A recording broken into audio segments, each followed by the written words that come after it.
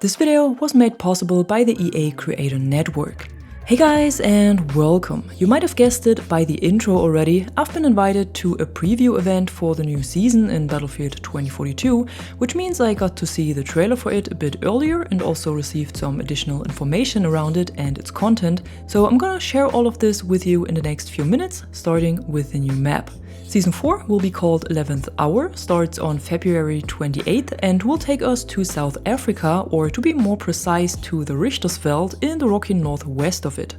The map Flashpoint is located at an abandoned rocket fuel processing facility, and similar to former seasons, it will also be the only new map of Season 4. From the artwork we've seen a while ago already, the map looked like it would be completely focused on close quarters combat with a lot of tunnels and narrow corridors, but in the trailer we can now see that it is a lot bigger than expected and also has many open objectives that are focused on vehicle-based combat, but it also has the close quarter narrow spaces that were promised. To me it looks a lot like a mix of renewal and exposure, with underground parts that are only accessible to infantry, open objectives with a lot of verticality and space for vehicles, but also everything in between, and even another elevator to get vehicles to lower or higher ground. Changing weather conditions also seem to play an important role again, from bright and sunny to dark and rainy, maybe even windy or stormy, and there's also a lot of good sniper spots around the open areas, but also choke points in the smaller spaces and tunnels. And here's also where we can find these two large tubes that we've seen in the artwork already. But in general it doesn't seem to have any unique buildings like the two cubes on Spearhead that really stick out from the landscape. Everything seems to be more built in and one with the surrounding area, especially with the rocks embedding every objective. One of the close quarter spaces around the reactor core also seems to be the layout for smaller modes like TDM or Free for All, and I can imagine that this is gonna be fun to play. The new specialist we receive is called Camilla. Blasco, is an absolute stealth professional and might become my new favorite. She's an addition to the recon class, but also the last specialist that will be added to the game, so we will have 14 specialists in total. Her active ability, or in this case Gadget, is the X6 infiltration device that you place on the map and that disturbs all enemy gadgets and lock-ons within its range. This counts for spotting gadgets like the proc sensor or tox, but also for claymores, insertion beacons or shoot-down sentinels. I'm not sure if this also counts for Casper's motion sensor and Pike's EMGX scanner, but in the trailer it looks like it, cause this poor Casper here has no idea someone is around. What it also does is revealing all enemy gadgets within this radius on your team's minimap, so even if you don't play her yourself, you would be able to see claymores or insertion beacons on your minimap and can destroy them, cause that's what the device is not doing. It only disables them, but they are still on the map. The device stays active until it is either destroyed or Camilla places a new one, and if you use it near a vehicle, it also prevents lock-ons from enemy aircrafts or missile launchers. It might also work against the designation of Soflam and Tracer Dart, but I can't confirm this yet. Same for the counters. The device definitely makes a sound, so as an enemy player you can locate and destroy the device, but it can surely also be hacked with RAW or disabled with EMP grenades.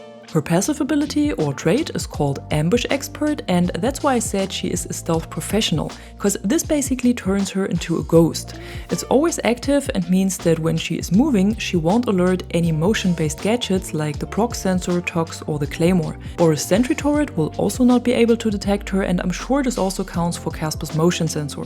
So she's basically the counter to all of the spotting we have in the game right now. If you want to learn a bit more about her background story, by the way, you can also check out the new blog post we got. I put a link to it in the description below the video.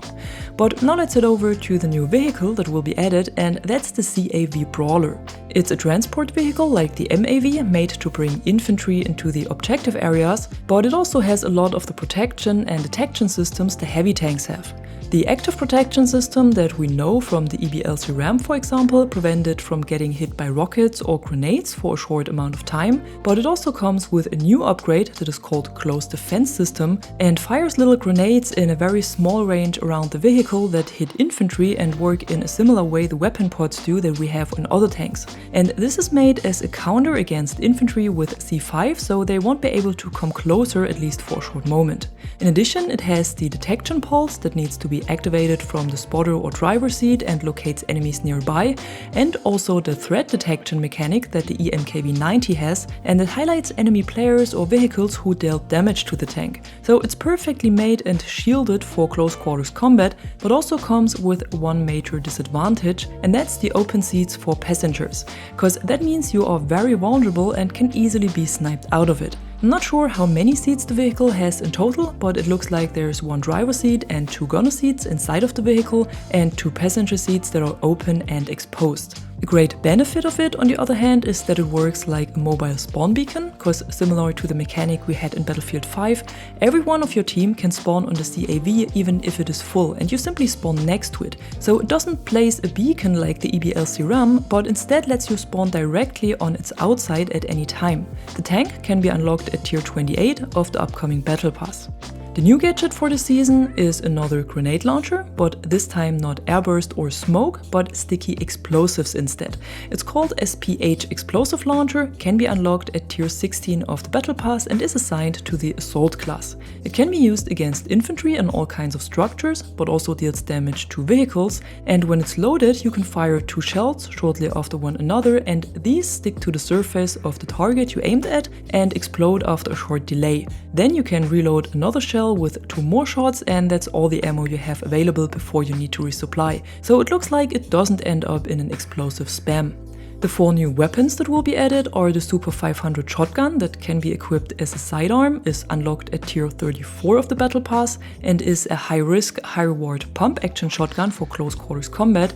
Then the RM68 assault rifle that we know from Temporil's leaks already, and that has a built-in silencer and an integrated canted sight. The AC9 SMG that is an extremely lightweight weapon with a high rate of fire, and the RPT-31 LMG with a low rate of fire but heavy hitting rounds and a fast bullet speed. In addition, we will also receive 2 new vault weapons with the start of the season that are both well known from Battlefield 3, and this is the SVD semi-automatic sniper rifle and the Type 88 LMG. During the season there will also be 2 more vault weapons added, but there's no details about them yet, and I hope we will finally see some attachment unlocks and tier 1 skins for them, and also for the already existing ones. The new season will of course also feature a new Battle Pass with 100 tiers of free and premium content, and with this all of the gear I showed you before can be unlocked, plus the usual cosmetic items like specialist sets and weapon skins, charms and decals, but also Battlefield currency to spend in the item store or to buy the Season 5 Battle Pass. And that's it for today. I hope this video gave you a good overview of everything we know about Season 4 so far, and if it did, be sure to drop a like or a comment below and subscribe to the channel for more content like this. Until then, thanks for watching. I'm the Catwoman and you are awesome.